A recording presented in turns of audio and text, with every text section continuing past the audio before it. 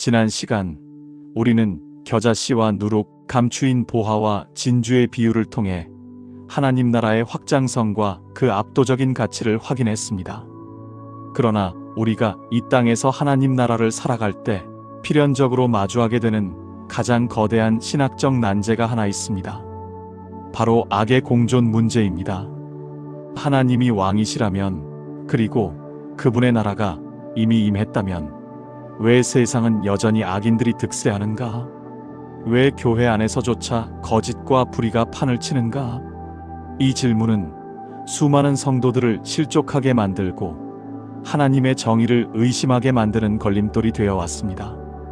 예수님은 이 무거운 질문에 답하기 위해 마태복음 13장의 또 다른 비유, 곧 알곡과 가라지의 비유를 꺼내 드십니다. 예수님은 천국을 이렇게 묘사하십니다. 천국은 좋은 씨를 제 밭에 뿌린 사람과 같으니 사람들이 잘 때에 그 원수가 와서 곡식 가운데 가라지를 덧뿌리고 갔더니. 이 비유의 설정은 매우 충격적입니다. 밭의 주인은 분명 좋은 씨만 뿌렸습니다. 그런데 싹이 나고 결실할 때 보니 가라지가 함께 자라고 있었습니다. 여기서 가라지로 번역된 식물은 독보리를 말합니다. 이것은 싹이 트고 자라나는 초기 단계에는 밀과 너무나 흡사해서 전문 농사꾼조차 구별하기가 쉽지 않습니다. 그러나 열매를 맺을 때가 되면 그 정체가 드러나는데, 가라지의 열매에는 독성이 있어서 먹으면 구토와 현기증을 일으킵니다. 즉, 하나님 나라는 순수한 진공 상태에서 자라나는 것이 아니라 사탄이 몰래 뿌려놓은 악의 세력과 뒤엉켜 자라나는 혼합된 현실 속에 있다는 것입니다. 이 상황을 목격한 종들은 당황하며 주인에게 묻습니다. 주여, 밭에 좋은 씨를 뿌리지 아니하였나이까? 그런데 가라지가 어디서 생겼나이까?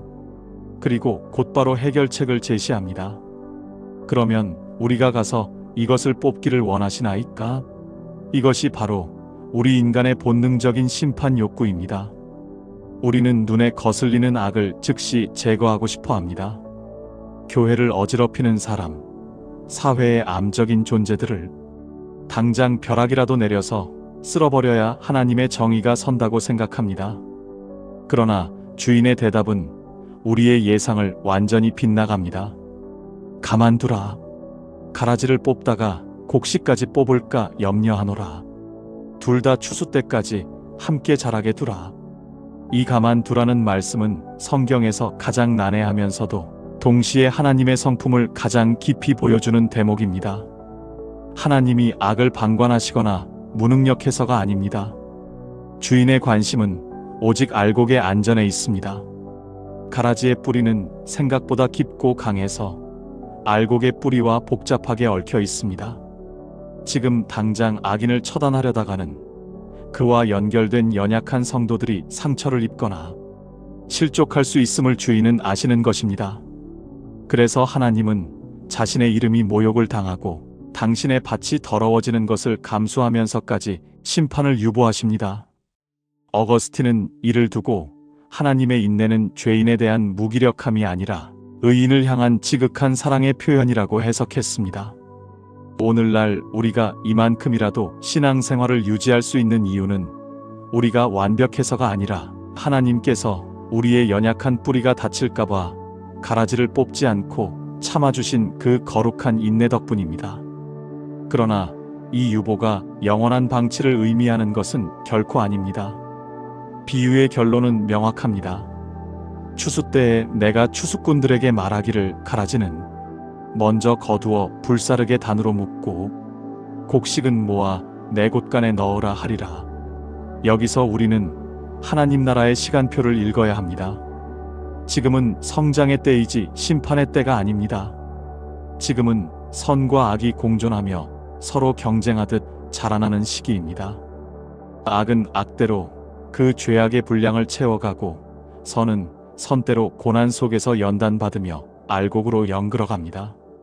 따라서 성도는 세상의 부조리를 볼 때마다 낙심하거나 하나님을 원망할 것이 아니라 아직 추수 때가 되지 않았구나.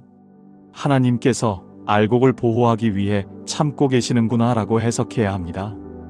심판은 취소된 것이 아니라 가장 정확한 타이밍을 위해 정립되고 있을 뿐입니다.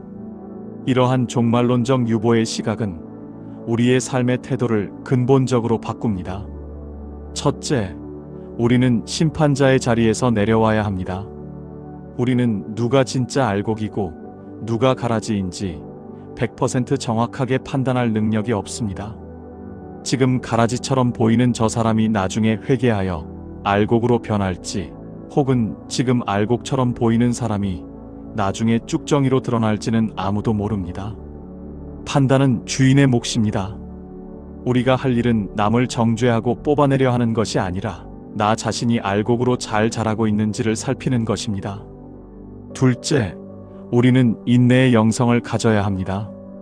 악인의 형통함은 부러워할 대상이 아니라 곧 불타 없어질 시한부 번영일 뿐입니다. 시편 기자의 고백처럼 잠시 후에는 악인이 없어지리니 내가 그곳을 자세히 살필지라도 없으리로다. 이 믿음이 있을 때 우리는 악에게 지지 않고 선으로 악을 이기는 끈기를 발휘할 수 있습니다. 이제 예수님은 또 하나의 중요한 비유, 1만 달란트 빚진 자의 비유를 통해 하나님 나라의 심판 기준을 제시하십니다. 알곡과 가라지 비유가 하나님의 인내를 다루었다면 이 비유는 그 인내를 입은 성도가 어떻게 살아야 하는지, 즉 용서의 윤리를 다룹니다. 어떤 종이 왕에게 1만 달란트, 갚을 수 없는 천문학적 금액을 빚졌습니다. 왕은 그를 불쌍히 여겨 그 엄청난 빚을 전액 탕감해 주었습니다. 이것은 우리가 하나님께 받은 구원의 크기를 상징합니다. 우리는 죽을 수밖에 없는 죄의 빚을 예수 그리스도의 십자가로 탕감받았습니다. 그런데 그 종은 나가서 자기에게 100데나리온 빚진 동료를 만나자 멱살을 잡고 옥에 가두어 버립니다. 이 소식을 들은 왕은 대노합니다. 내가 너를 불쌍히 여김과 같이 너도 내 동료를 불쌍히 여김이 마땅하지 아니하냐?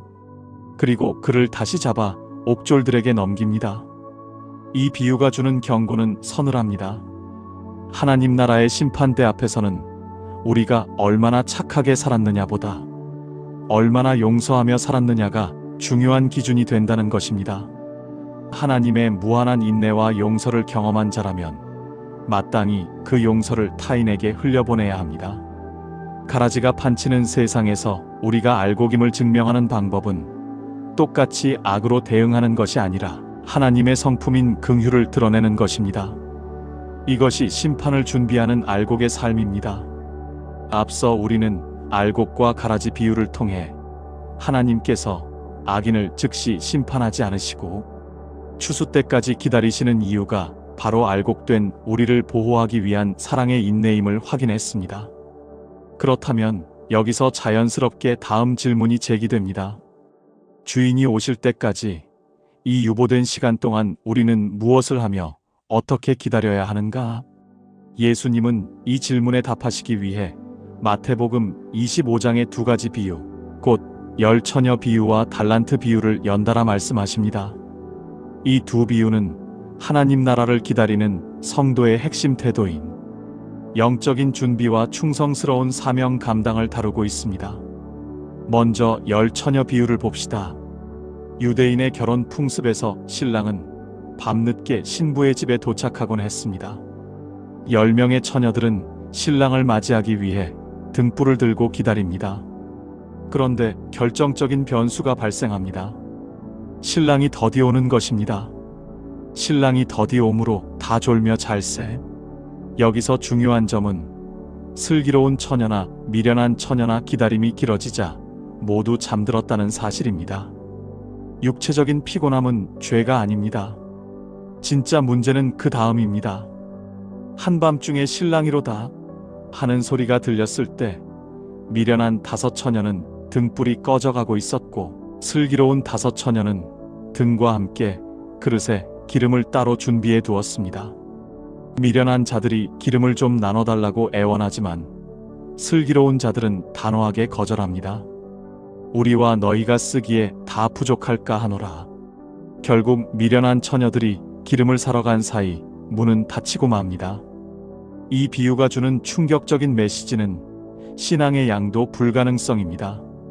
여기서 기름은 성령의 내주하심 혹은 하나님과 맺어온 깊고 친밀한 관계의 축적을 상징합니다.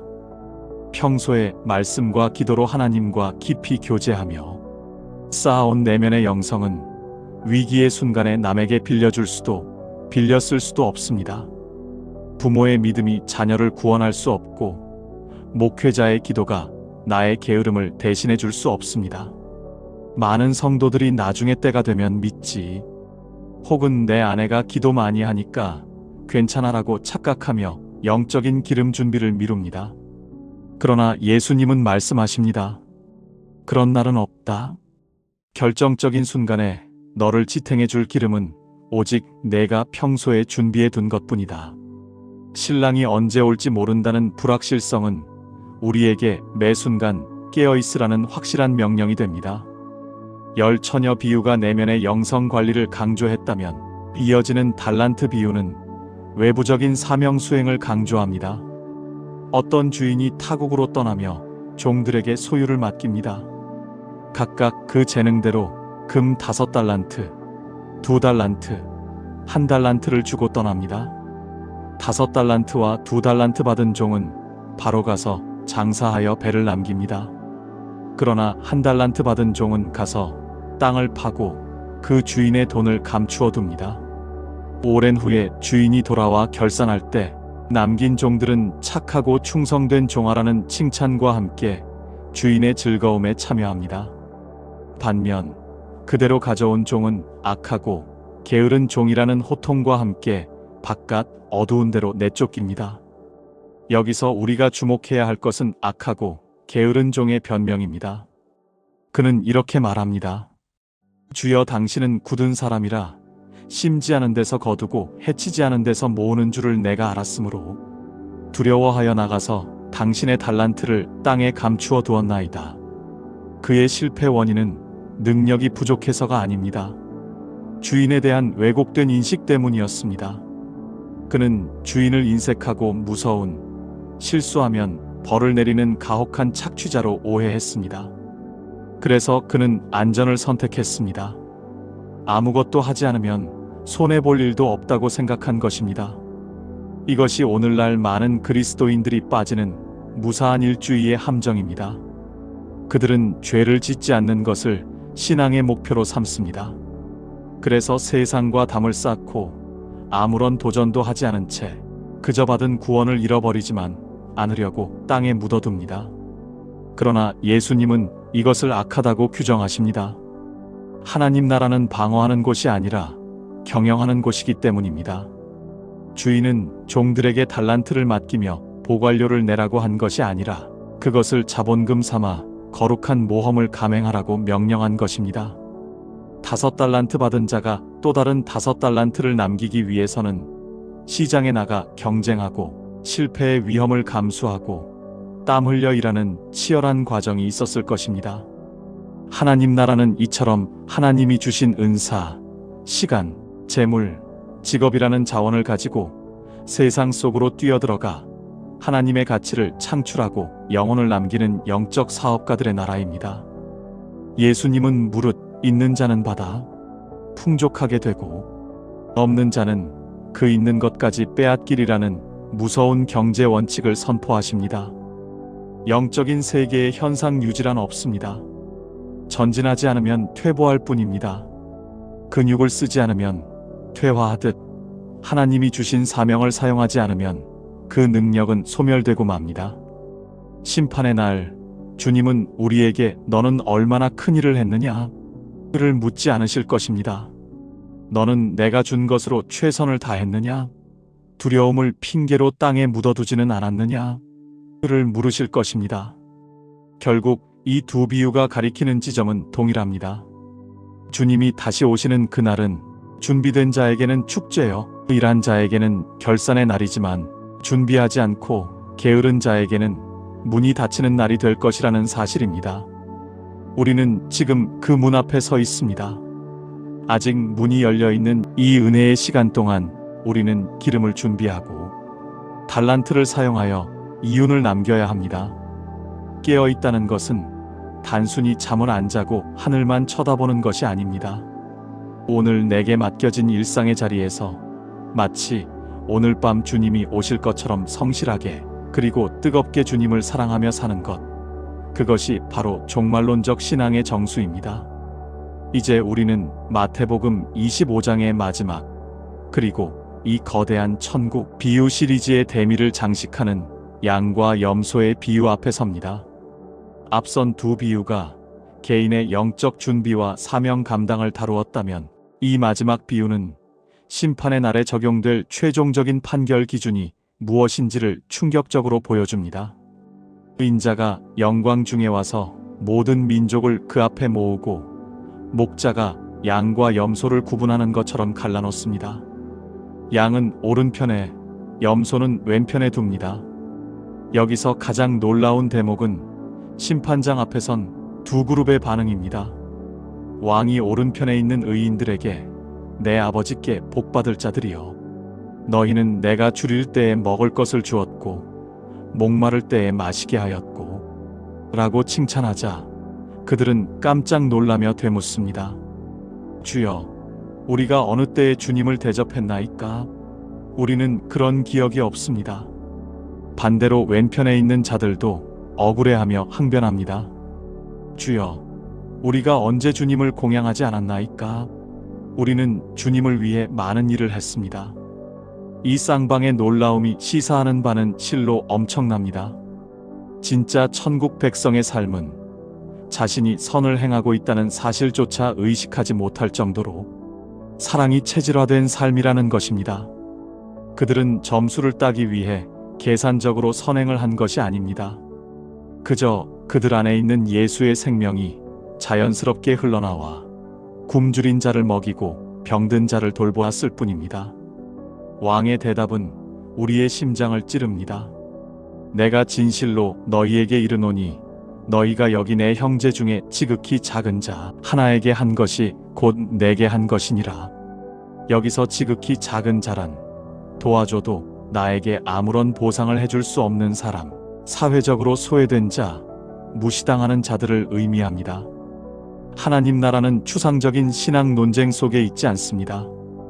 그것은 구체적인 관계 속에 그리고 고통받는 이웃의 얼굴 속에 있습니다. 우리가 교회 안에서 아무리 뜨겁게 찬양하고 산을 옮길 믿음이 있다 해도 교회 밖에 가난한 이웃과 우는 자들의 눈물을 외면한다면 주님은 우리를 향해 나는 너를 도무지 알지 못하노라고 선언하실지도 모릅니다.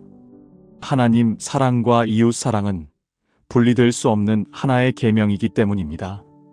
사랑하는 성도 여러분, 우리는 지금까지 총 7편에 걸쳐 하나님 나라라는 장엄한 파노라마를 살펴보았습니다. 1편에서 천국은 죽어서 가는 도피처가 아니라 지금 내 삶을 다스리시는 하나님의 통치임을 깨달았습니다.